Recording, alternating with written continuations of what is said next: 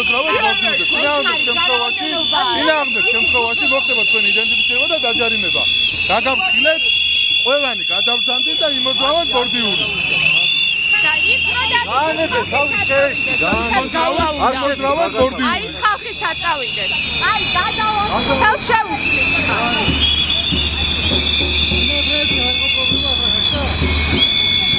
მართლა პერიოდულად აქვს ეგეთი ისა რა.